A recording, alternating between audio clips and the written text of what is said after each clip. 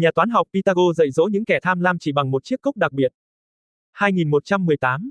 Không chỉ nổi tiếng trong lĩnh vực toán học, Pytago còn là một nhà tư tưởng lớn với những bài học răn dạy con người mà tiêu biểu là câu chuyện về chiếc cốc dưới đây. Với bất kỳ ai từng cắp sách đến trường, chắc chắn đều biết đến nhà toán học nổi tiếng Pytago. Ông được xem là cha đẻ của số học, và là người đầu tiên thành công trong việc chứng minh tổng ba góc của một tam giác bằng 180 độ, nổi tiếng nhất nhờ định lý toán học mang tên ông, định lý Pytago trong một tam giác vuông, tổng bình phương hai cạnh góc bằng bình phương cạnh huyền. Nhưng không chỉ tài năng trong lĩnh vực toán học, ông còn là một nhà tư tưởng triết gia lỗi lạc với những bài học răn dạy các học trò và người dân Hy Lạp. Đặc biệt nhất, phải nhắc đến câu chuyện về chiếc cốc kỳ lạ mà Pytago đã sáng tạo ra, nhằm dạy dỗ những kẻ tham lam khi uống rượu, luôn rót đầy tràn ly thay vì lấy vừa đủ. Chiếc cốc này có một đường viền chạy xung quanh, được xem là dấu mốc, nếu đổ vừa đủ nước ở mức ngang hoặc dưới đường viền thì không vấn đề gì, nếu ai tham lam đổ cho hẳn đầy cốc thì chất lỏng trong ly sẽ chảy hết ra không còn gì nữa. Sở dĩ có điều kỳ lạ này là do chiếc cốc được thiết kế rất đặc biệt mà có lẽ chỉ những đầu óc toán học mới có thể nghĩ ra. Thiết kế đặc biệt và cơ chế hoạt động của chiếc cốc do Pytago sáng tạo ra. Một số hình ảnh về chiếc cốc Pytago. Video giải thích cơ chế hoạt động của chiếc cốc Pytago và sự thay đổi khi được bôi một chút thủy ngân. Nguồn: Periodic Video. One of my co-workers went to a conference in Greece and came back with a present of something which is very old, from 400 years BC or even earlier, but I'd never seen before. It's called the Pythagoras cup, and it has this strange bit sticking up in the middle. And the story is that this cup was invented by Pythagoras, the one that worked on right-angled triangles. He invented it so when he gave his students wine, they all got the same amount.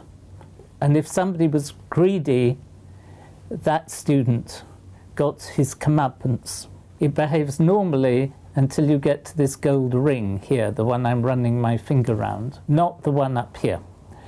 And if you fill it above that, that's somewhere between these two, suddenly all the liquid in the glass drains out and through a hole in the bottom. Of course, you can't see what's happening here, so I rushed off and bought a glass one so you can see what's happening. I asked Neil to demonstrate it. You pour in the water, imagine it's wine, but if it was wine, you couldn't see inside. And as the level of the wine rises, suddenly, if you're too greedy, it all dribbles out.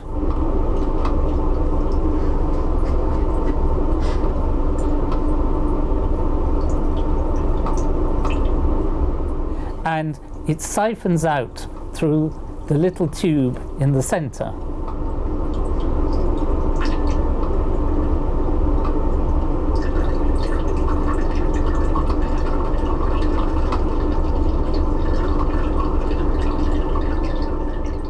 The way it works is that inside here there is a U-tube which has a small opening at the bottom, and as the liquid rises, the U-tube fills up, and when it gets to the top, it siphons round and sucks the water out. I was really excited about this, and then when I was driving home, I wondered what would happen if you filled it with mercury.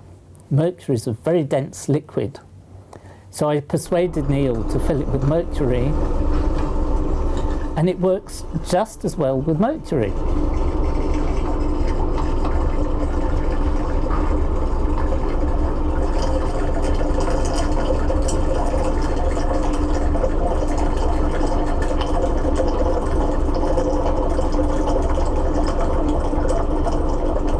And what is interesting is that when you do it with water, the water on our glass Pythagoras cup dribbles out at a sort of angle because water so-called wets glass, it sticks to the glass. But with mercury, because it is denser and it doesn't wet glass, it goes straight down and makes quite a sort of spectacular pattern in the bottom of the dish.